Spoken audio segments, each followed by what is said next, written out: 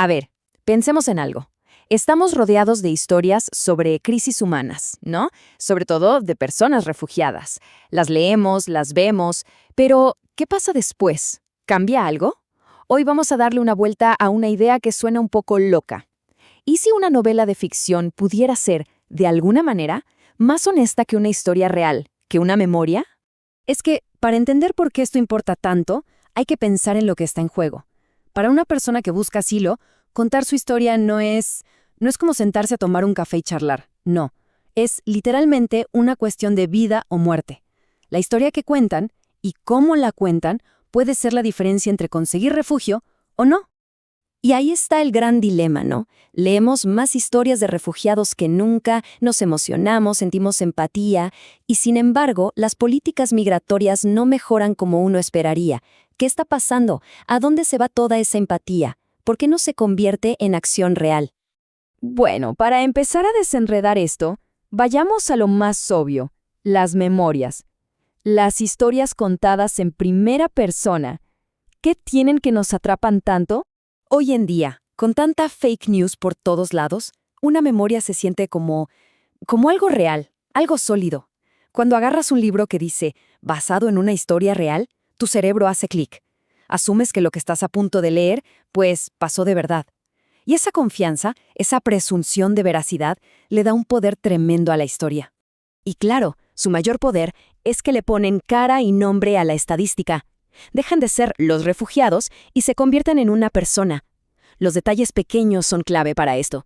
De repente no es solo la crónica de un escape, es ver a Abu Bakr jugando videojuegos con sus primos o a Yusra haciendo amigas en medio de su viaje.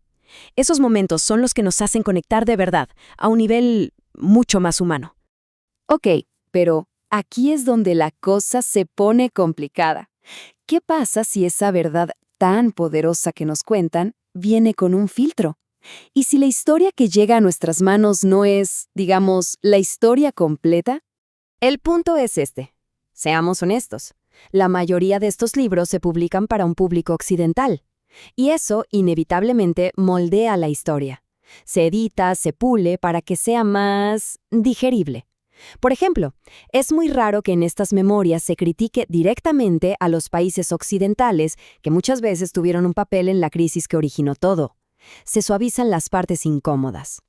Y este filtro acaba creando casi una fórmula, una plantilla. El análisis la llama el arco de desarrollo, y seguro que la reconocemos.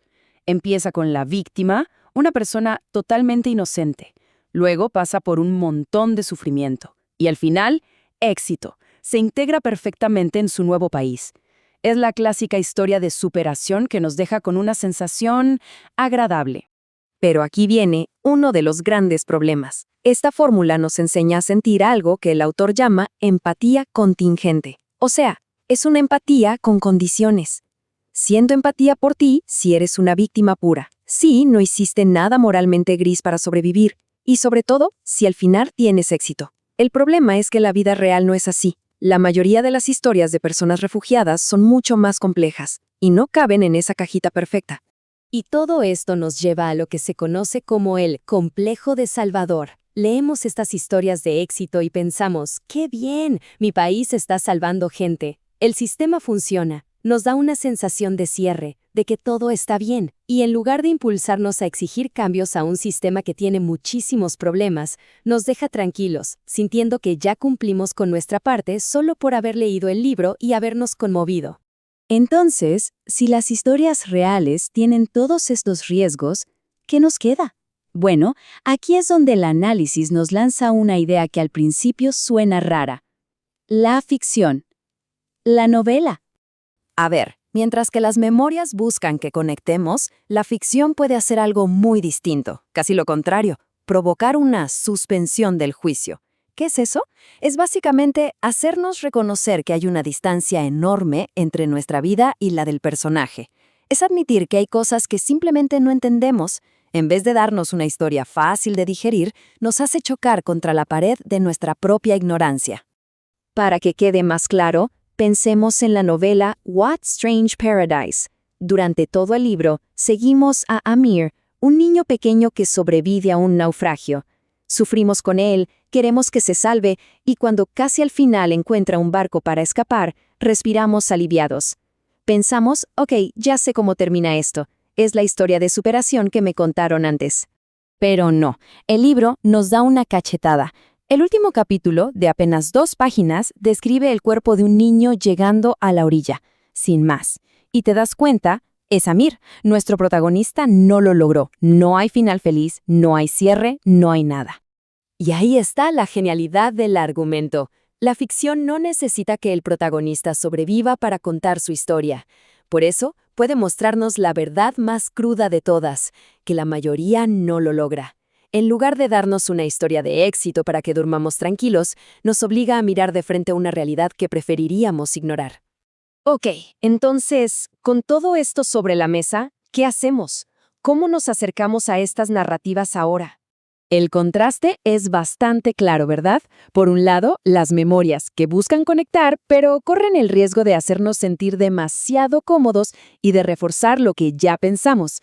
Y por el otro, las novelas, que crean distancia para, justamente, desafiar nuestras ideas y negarnos ese final feliz que tanto nos gusta, obligándonos a pensar de verdad.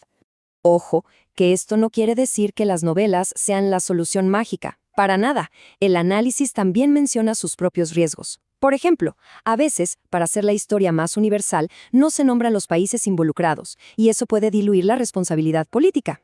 O también, cuando se usan elementos de fantasía, como en Exit West con sus puertas mágicas, se corre el riesgo de que la crisis real se vea como algo, como pura ficción. Y es importante que sepamos de dónde viene todo este planteamiento. Esto se basa en un artículo de Justin Mark, de la Universidad Johns Hopkins, publicado en una revista académica llamada The Maxi Journal. Entonces, para resumir la idea central, no se trata de que un género sea malo y el otro bueno, pero el argumento es que las novelas, precisamente porque son ficción, están mejor preparadas para sacudirnos. Nos incomodan, nos retan, no nos dan respuestas fáciles, y quizá, solo quizá, esa incomodidad es el verdadero motor del cambio. Y todo esto nos deja con una pregunta final, una que cada quien se puede llevar para pensar. Cuando buscamos una de estas historias, ¿qué estamos buscando en el fondo? ¿Queremos la comodidad de una conexión que nos haga sentir bien? ¿O estamos dispuestos a enfrentar el desafío de confrontar todo lo que no sabemos?